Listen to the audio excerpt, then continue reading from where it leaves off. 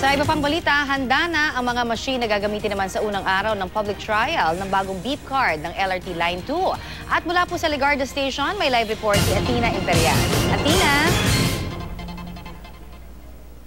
Yes, Connie, matapos nga ang mahigit sa 2 buwang paghihintay natin bago magamit itong beep cards at masubukan itong bagong ticket system dito nga sa LRT ay magagamit na ito ngayon ng mga suki nitong LRT. At dito nga sa aking likuran, 6 pa na mga ticket vending machine yung mga tinetest ngayon at sa susunod na mga araw ay maaari nang gamitin ng mga suki nitong LRT train. Yung ginamit natin kanina, bale sa kasalukuyan, 2 pa lang yung pwedeng gamitin ng mga pasahero sa ngayon at marami tayong mga guides ngayon, mga nasa 12 daw sila na mag-guide po sa ating mga pasahero kung paano ito gamitin. At tama ka, nakakasa na nga itong mga turnstile na kung saan itatap na lang yung mga beep cards para makapasok at makasakay sa tren yung ating mga pasahero. At para i-explain sa atin kung paano nga ba itong bagong sistema na ito, nandito po ngayon kasama natin si Attorney Hernando Cabrera, ang tagapagsalita po ng LRT. Good morning po, sir. Good morning sa ating mga viewers. Ano po ang advantage nitong bagong ticket system natin dito sa LRT? Well, unang-una, contactless na siya, So, RFID na yung kanyang gamit, contactless, compared doon sa luma natin na card na magnetic. Yung magnetic strip kasi doon sa card, para ma-read siya nung turnstile natin, kailangan mong ipasok yon. So, kailangan mo siyang ilabas sa wallet, ipapasok mo siya. But this one, pwede mo na siyang itap lang. Hindi mo na kailangang ipasok, itatap mo lang siya. In fact, yung card mo, pwede mo pa rin ilagay sa loob ng wallet mo at pwede mo siyang itap, makakapture niya yung data. Makukuha niya yung signal.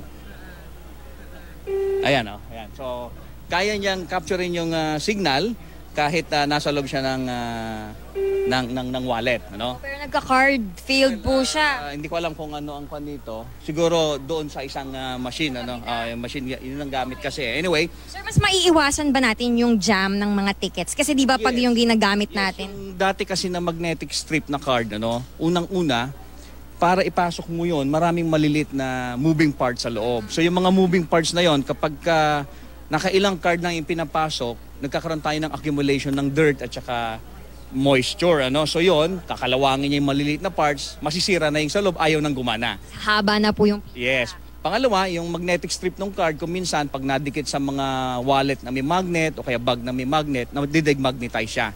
So nasisira ulit yon. But this one, since contactless na siya, naiwasan natin yung situation na ganon. Kagandahan din nito, yung stored value card natin na bago, mas makapal, kasi ang lifespan nito is 4 years. 4 years. So pag bumili tayo ng ganito, worth 20 pesos, Yung card value, hindi pa yung load, yung card value pa lang, babayaran natin ito ng 20 pesos na stored value. For 4 years magagamit natin ito kasi atin ito. So gagamitin natin to, itatap lang natin sa entrance, itatap din lang natin sa exit kasi babalik sa atin lagi ito. So hanggang magkano po yung pwede nating ilagay sa card? Ko kanina, yung card value is 20 pesos. For the next 4 years, gamit na natin ito. Pero yung load value, ang maximum na pwede nating ilagay is 10,000 pesos.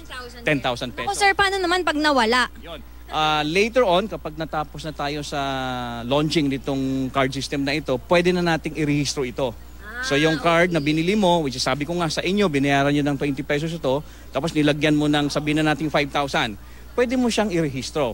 Para pag nawala mo yung card mo, pwede kang pumunta doon sa website nila, i-request mo na i-block yung card na yon at ilipat yung load nun sa bago mong card na bibilhin. So safe na safe yung ating load. Pangalawa, pwede mo rin siyang gamitin as a single journey ticket. Sabi ko kanina, maximum is 10,000 pesos, pero kung nagkataon na wala kang pera, at ang pera mo lang 20 pesos, pwede mo siyang loadan ng 20 pesos para makabiyahe ka ng worth 12 or worth 20 or worth 15 pesos na biyahe. So napaka-versatile na siya, wala nang dahilan para mag-single journey tayo. We encourage yung ating mga pasahero na gumamit na ng stored value ticket.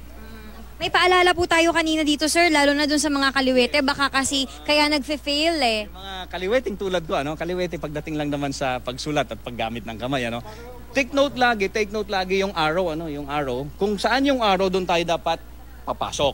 Okay? Doon sa kanan yung tap, doon natin itatap yung card.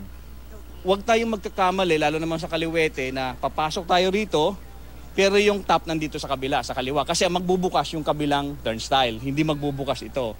Kasi ang itatap mo, kung dito ka, yun ang bubuksan mo.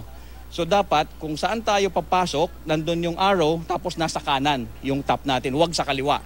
Kasi otherwise, yung kabilang turnstile ang bubukas. Okay, maraming salamat po, Attorney Cabrera. At nawa yung ganito pong sistema, mas mapabilis po yung paraan ng transportasyon ng ating mga pasahero ng mga tren. Ano? At sa ngayon, medyo po konti pa lang yung mga nag-a-avail nitong beep card dahil nga ang mga maraming mga pasahero dito, yung mga parating dito sa Legarda Station, maya-maya inaasahan mga alas 12 at alas 5 ng hapon kung kailan mag-uuwian yung mga estudyante at empleyado, marami na pong makakasubok nitong beep card. At yan muna ang pinakahuling balita mula rito sa Legarda sa Maynila. Connie? Yes, Athena, kumbinsido na ako sa ganda nitong bagong sistema kung talaga mapapatupad ng maayos, di ba?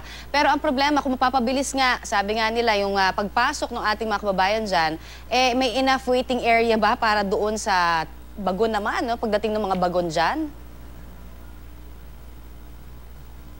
Oo, yun nga yung question din namin kanina, mas mapapabilis paano naman yung waiting time sa taas. So yun po yung patuloy nating itatanong sa spokesperson na nandito sa atin ngayon. Sa ngayon po, ang mas concern nila ay kung paano mas mabilis na makakapasok dito sa istasyon yung mga estudyante at yung mga empleyado. At dito pa lang naman siya, tinatry pa lang siya ngayon dito sa Legarda Station. At yung mga makikitang mga problema rito, gagawan daw ng paraan ng LRT administration.